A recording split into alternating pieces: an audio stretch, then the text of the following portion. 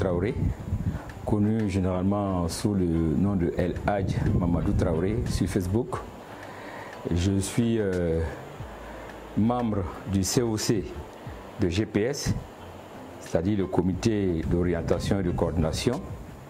Et je suis aussi membre de la délégation régionale de la Bagoué, au niveau donc de GPS.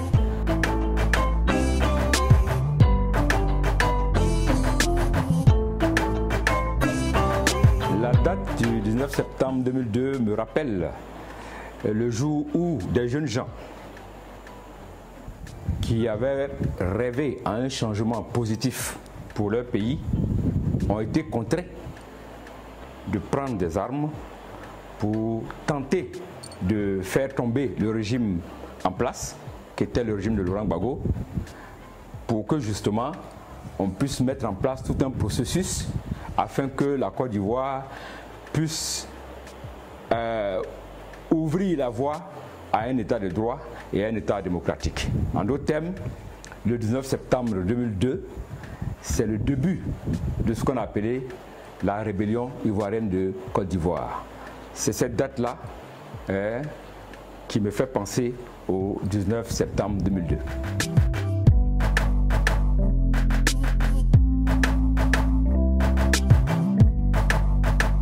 Je suis devenu rebelle pour contester contre toutes les injustices qui avaient été mises en place et pour lesquelles vraiment je me suis battu tout le temps.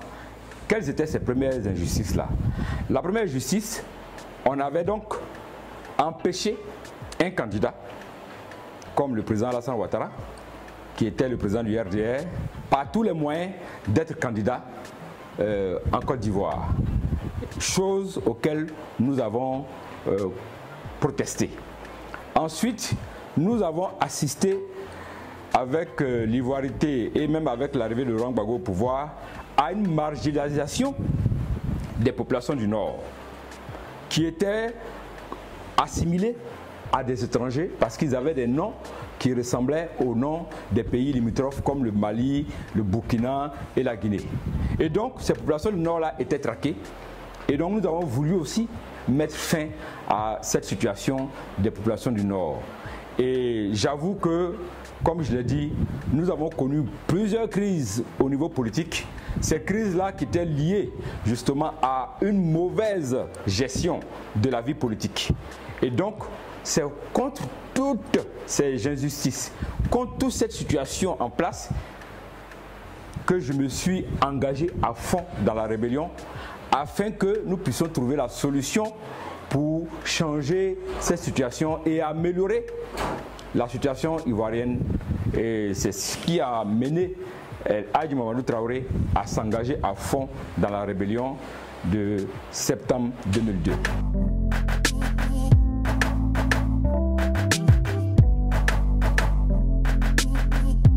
Alors, j'avoue que ça aboutit en partie parce que notre combat nous a permis d'organiser les élections en 2010, des élections ouvertes, où tous ceux qui voulaient être candidats, dont Alassane Ouattara, ont été candidats.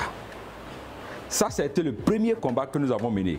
Le second combat, ça nous a amené justement à faire en sorte que les populations du Nord qui étaient marginalisées ne le soient plus. Aujourd'hui, vous constatez que nos populations du Nord peuvent tranquillement quitter Abidjan pour aller jusqu'à Korogo sans être emmerdés. Alors qu'à l'époque, sur la route, on les fatiguait, on arrachait leur carte d'identité, on déchirait leur carte et on les faisait vraiment parquer sur la route. Aujourd'hui, cela n'existe plus. Et donc, à ce niveau-là, nous pouvons penser que ce pourquoi nous avons engagé la rébellion, en tout cas en 2010, ça a abouti. Malheureusement, le côté, je peux dire, qui nous a déçus, c'est que celui en qui nous avons mis tout notre espoir, en pensant que s'il était candidat, il allait faire en sorte que toutes ces erreurs passées n'allaient plus revenir. Malheureusement, ce dernier-là a fait pire que tous les autres. C'est ce qui fait aujourd'hui notre grande déception. Sinon, je dis, l'objectif premier de la rébellion, c'était de faire en sorte que tous ceux qui veulent être candidats dans ce pays-là le soient. Et en 2010, tous ceux qui ont voulu être candidats l'ont été. Ensuite, les populations du Nord qui étaient marginalisées, aujourd'hui, ne le sont plus. Et puis, nous avions pensé que avec cette rébellion, avec ces élections-là, la Côte d'Ivoire allait être un état de droit.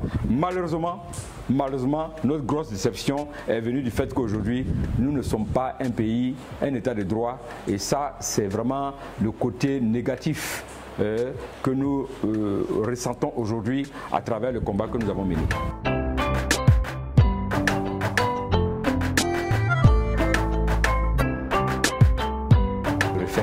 Parce que, comme on le dit, il y a un certain âge pour toute chose. Quand je me suis engagé dans la rébellion, j'avais la trentaine. Aujourd'hui, j'ai la cinquantaine.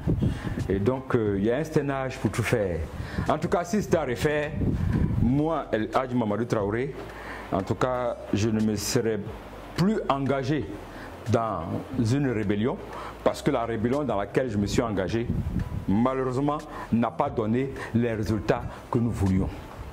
Voilà vraiment mon regret. En tout cas, si c'était à refaire, je ne m'engagerai plus dans cette rébellion. Surtout que nous ne cessons de demander pardon aux Ivoiriens qui ont subi le martyre pendant cette rébellion. Aux Ivoiriens qui ont perdu beaucoup de proches et beaucoup de biens. Alors, si nous avons demandé pardon aux Ivoiriens, si notre leader Guillaume Soro a demandé pardon aux Ivoiriens et que nous revenons encore faire la même bêtise, c'est que notre pardon n'est pas sincère. Et comme nous voulons que les Ivoiriens retiennent que notre pardon est sincère, en tout cas, si c'est à refaire, moi, El Hadj Mamadou Traoré, je ne m'engagerai plus dans une quelconque rébellion dans mon pays.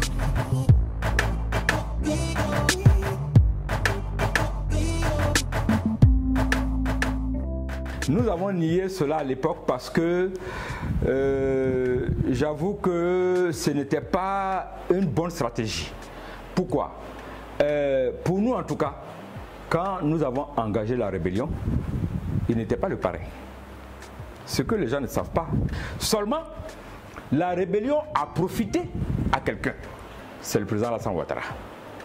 Et il se trouve que tous ceux qui se sont engagés aux côtés de la rébellion étaient pratiquement tous des militants du RDR. Je rappelle que moi-même qui vous parle, c'est en tant que militant du RDR que je me suis engagé dans la rébellion. Donc, cette rébellion aussi a été applaudie par Alassane Ouattara ainsi que tous ses lieutenants. Et comme Alassane Ouattara aussi, malheureusement, avant la rébellion, il avait la réputation d'un putschiste. Parce qu'en 93, quand Oufou est mort, on l'a accusé d'avoir voulu faire un coup d'État contre Bédié. En 95, il a été accusé d'avoir voulu faire un coup d'État. Et en 99, son nom est sorti derrière ce coup d'État. Et puis, pendant la transition militaire, le complot du cheval blanc, là encore son nom est sorti. Ensuite, après les élections de 2000, en janvier, nous avons connu aussi ce qu'on appelle le complot de la Mercedes noire. Son nom aussi était derrière. Donc vous comprenez que son nom a accompagné toutes les tentatives de coup d'État en Côte d'Ivoire. Donc, et comme la rébellion a été une tentative de coup d'État qui a échoué, c'est tout à fait normal que son nom soit mêlé à cela. Sinon, c'est vrai, on l'accuse, mais moi je dis qu'il n'était pas le parrain de la rébellion. Mais je dis que nous avons fait, et je le dis à la suite du président Guillaume Soro, nous avons fait la rébellion pour Alassane Ouattara. On considère que le plus grand bénéficiaire de la rébellion, c'est Alassane Ouattara.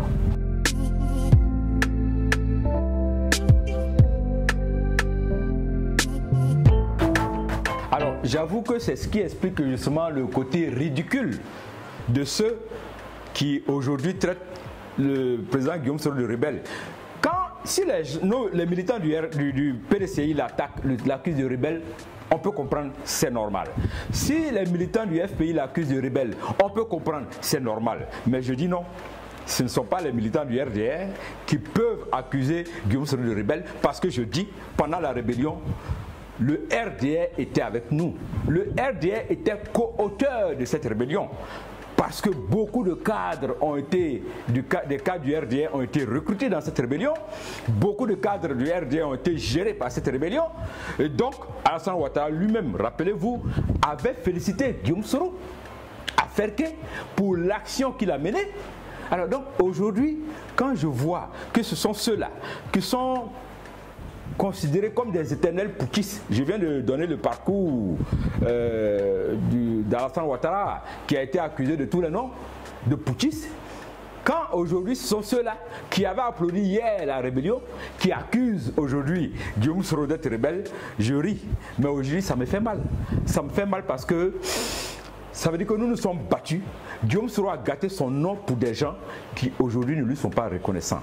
Et ça, pour nous, les plus grands ingrats de Côte d'Ivoire, ce sont nos gens du RDR.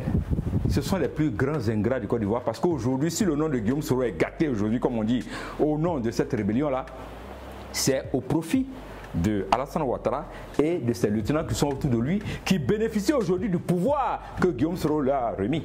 Donc je dis que c'est même ridicule que ce soit eux aujourd'hui qui taxent Guillaume Soro de rebelle. Je dis que ça montre quelque part qu'eux-mêmes en réalité, ils sont vraiment ridicules. Et ça montre aussi que ce sont les plus grands ingrats que la Côte d'Ivoire ait connus.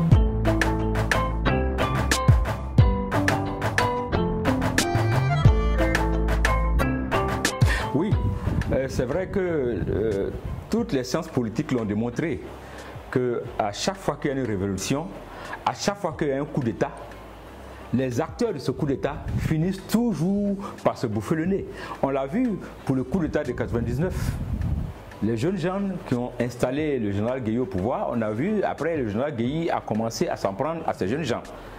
La rébellion, et bien entendu, s'est mise en place, elle s'est battue pour que des gens soient au pouvoir. Aujourd'hui, là, ce sont ces derniers qui ont décidé de bouffer ceux qui ont fait la rébellion pour eux. Mais ça s'explique, hein, je crois que Machiavel l'avait dit dans Le Prince, dans son livre Le Prince et les mercenaires. Il a dit clairement que quand un prince est soutenu par des mercenaires pour arriver au pouvoir, pour s'asseoir sur le trône, il a deux options. Ou bien il laisse les mercenaires en place, mais là il devient l'esclave de ces mercenaires parce qu'ils vont lui imposer toutes leurs lois. Ou bien, pour être libre de ces mercenaires, il cherche complètement à les neutraliser. Et je crois que c'est ce qu'Alassane Ouattara a fait. Pour ne pas donc subir peut-être une certaine dictature des forces nouvelles, une certaine dictature du chef rebelle qu'est Guillaume Soro, il a décidé donc de chercher à le neutraliser et l'écraser pour être complètement libre. Parce qu'il ne voulait pas aussi être redevable vis-à-vis de quelqu'un. Donc, effectivement, cette rébellion-là a bouffé ses enfants, malheureusement. Voilà pourquoi je dis que je ne suis plus prêt encore à m'engager dans une quelconque rébellion.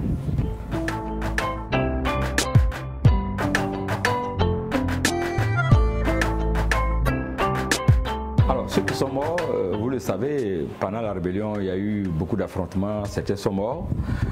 Certains aussi sont morts de maladies, comme le père à son âme Ouattao.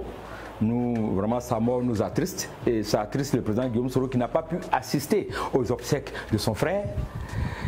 D'autres nous ont lâchés, c'est normal. Moi, je dis que c'est normal parce que, vous savez, depuis le temps du Fouet, de Bédier, du général Gueye, même de Laurent Gbagbo, lorsque des gens sont au pouvoir, la première des choses qu'ils font, c'est de décapiter l'opposition. Et vous savez que les gens ont toujours tendance, quand ils sont dans l'opposition, à faire les yeux doux aux gens de pouvoir pour aller, comme on dit, manger avec eux. Donc, pratiquement tous ceux qui ont lâché Guillaume Soro aujourd'hui pour aller au RAGP ne l'ont pas fait par conviction. Ils l'ont fait justement pour pouvoir bénéficier des retombées du pouvoir. Rien d'autre. Et je vous dis que si demain, par un concours de circonstances, le président Ouattara n'a plus le pouvoir, vous verrez ces derniers-là qui vont le lâcher et qui vont rejoindre tous ceux qui ont le pouvoir de nouveau. Donc je dis que le président Ouattara même devait se méfier de ceux qui ont lâché Guillaume Soro pour le rejoindre, parce qu'ils ne l'ont pas rejoint par conviction. Ils l'ont rejoint par opportunisme. Et donc pour moi, quand j'ai avec moi ce genre de personnes-là, je m'en méfie parce que pour moi, ce sont des vipères qui sont prêts à me piquer à tout moment. Donc voilà le sentiment que cela me donne.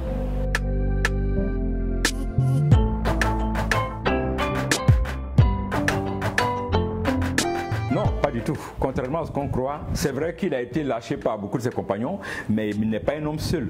Guillaume Soro a avec lui une grande partie de la population silencieuse. Je suis bien placé pour le dire parce que tous ceux avec qui nous échangeons, toutes les informations que nous remontent, beaucoup d'Ivoiriens aujourd'hui considèrent que celui aujourd'hui qui peut amener la Côte d'Ivoire à être un état de droit, celui qui peut amener les Ivoiriens à avoir le sourire aux lèvres, c'est Guillaume Soro. C'est lui aujourd'hui l'espoir de la nouvelle génération. Parce que quand vous regardez la nouvelle génération d'hommes politiques, celui qui a pu atteindre les plus hauts sommets, c'est Guillaume Soro.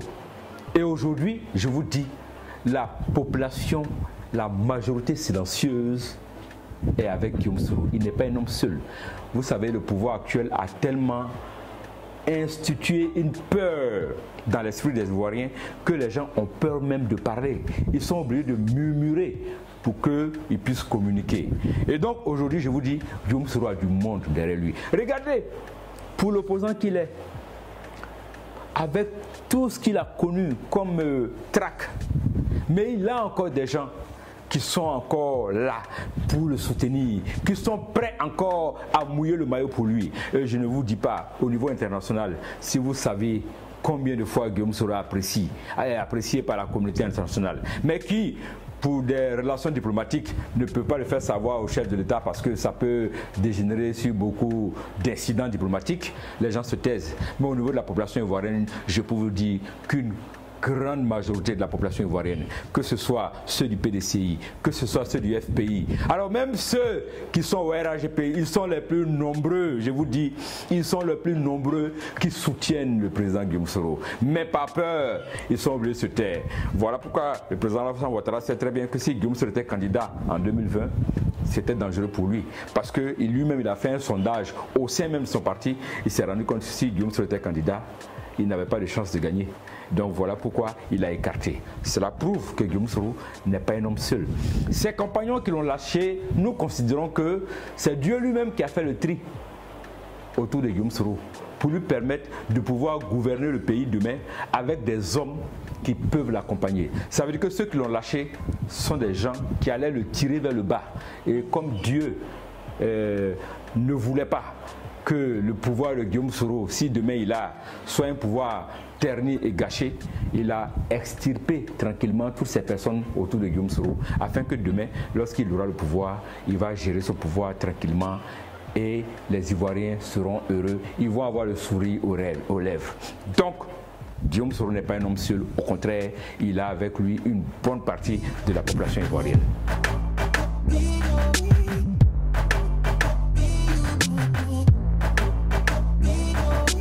La conclusion que je peux donner, c'est que, comme Guillaume Soro l'a dit, c'est vrai que les Ivoiriens sont friands.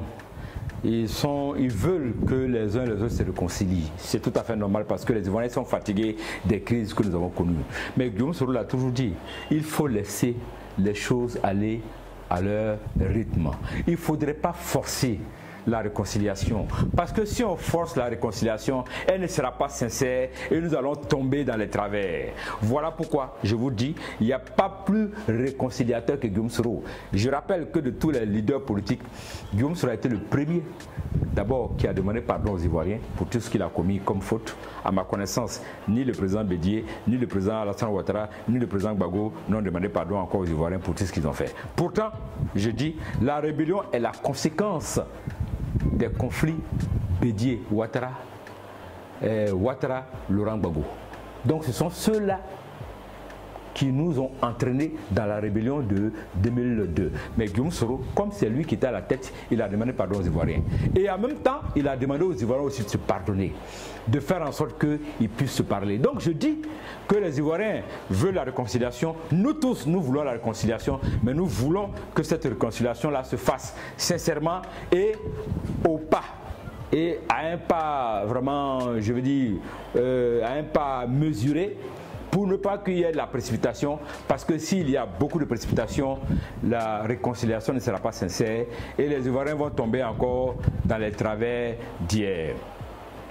Ce que je peux dire, prions Dieu que la Côte d'Ivoire puisse réconcilier les Ivoiriens. Prions Dieu que Dieu lui-même, par son pouvoir suprême, puisse toucher le cœur de nos gouvernants afin qu'ils puissent voir que les Ivoiriens sont friands d'une réconciliation.